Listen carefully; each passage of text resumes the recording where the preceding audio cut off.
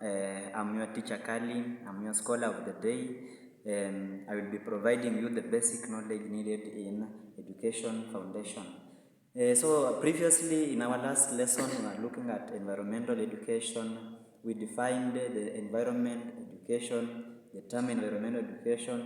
We managed to look at the models, the different models used in environment education, or used to explain the different approaches. For example, for those who might have missed, you just click my last video, you see it, you see them. So we managed to name the interdisciplinary model, the multidisciplinary model, the community-based, the place-based, the education extension model.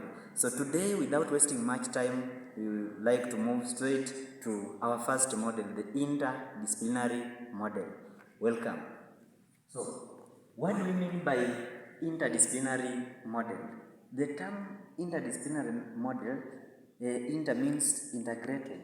So, it is a knowledge view and a curriculum approach that consciously applies methodology and language from more than one discipline to examine a central topic or theme. So, basically, interdisciplinary model is also called an integrated model because knowledge from one theme or one topic or one discipline can be explained further into other disciplines. Interdisciplinary model was developed by a scholar called Hayes or Jacobs. That is the scholar who came up with the interdisciplinary environmental education model. So let us see how do we apply.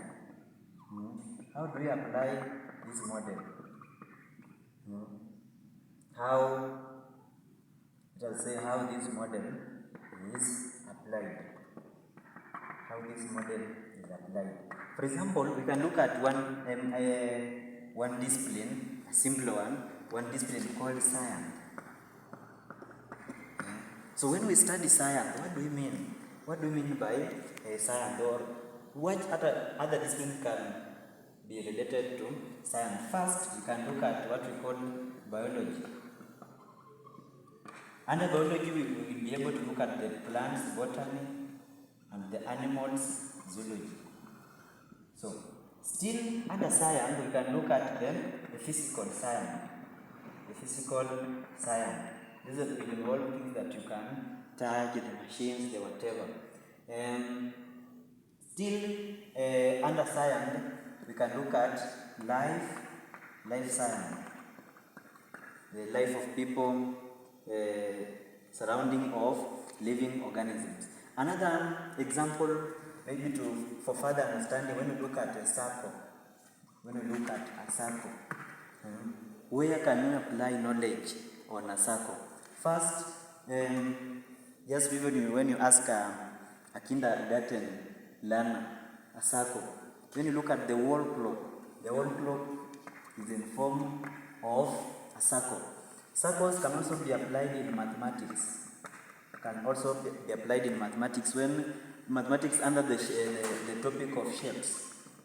Under the topic of shapes, we have what we call circles or cylinders. You can apply that one. Also, under engineering, see the engineering are scholars who come up with different designs. So under engineering, when you look at a bicycle, a bicycle has wheels. So the wheels of a bicycle, basically are in form of. Also, when you look at what we call geography, the shape of the earth, it is said to be a sphere, but a sphere is closely interlinked with circle. So the shape of the earth under geography. So our last example 3, when we look at environment, now as a general term, under environment as a general term, what others are interlinked with the environment? First, under environment we have what we call life science. We have life science. Of course, people have life under environment. Then we have what we call the physical science. These are things that you can touch, i.e. the buildings buildings. Also, under environment, similar to circle, we have what we call engineering. Engineering. When we talk of engineering here, we refer to as machines or maybe vehicles. Also, under environment, we can look at we have also what we call mathematics. It is closely related to the circle mathematics. Under mathematics, we have what we call accounting. So I can explain this one further. So under environment as a central term, we have life science. Of course, people in the environment, the plants and animals have life. Then mathematics, around the environment you can count the number of buildings, you can count the number of vehicles, the transactions involving money, of course money, figures, that is accounting. Also under environment we have what we call buildings. We live in buildings or any other thing that you can touch, the trees, the whatever. Then under the environment we have those objects or items that were made by human beings. Those are the machines or the vehicles. Where can we apply this model? So this model is applied in diploma provision institutions where environmental education is taught as a topic. Let us look at benefits of this model and demerits. The benefits and the demerits. So the first benefit of the interdisciplinary model is that it is learner-centered. It is a learner-centered approach. It is a learner-centered approach. Then this is whereby learners play an active role in participation of the lesson. Then it is highly engaging. It is highly engaging. It is highly engaging. Then another benefit or advantage or merit, we say that it develops interest.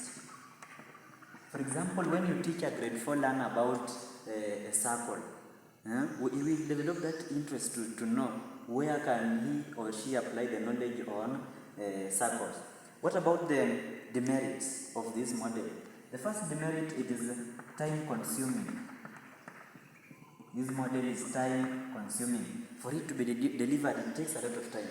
For example, you can imagine when we want to study about the environment, we'll have to study life science, mathematics, physical science, so it will take a lot of time compared to our other models that we are going to discuss. So we can also say that it is expensive. It is expensive. For it to be implemented fully, it needs a lot of resources and funds. Another one you can say that it leads to confusion. It leads to confusion. This model leads to confusion. For example, sometimes it's tiresome. You are studying about circles. Then you talk about the engineering part of it, the geography part of it, everything on circles. So to a learner, sometimes it confuses this to confusion. So that was all about the interdisciplinary model. Next, we shall be looking at a multidisciplinary model in our next lesson.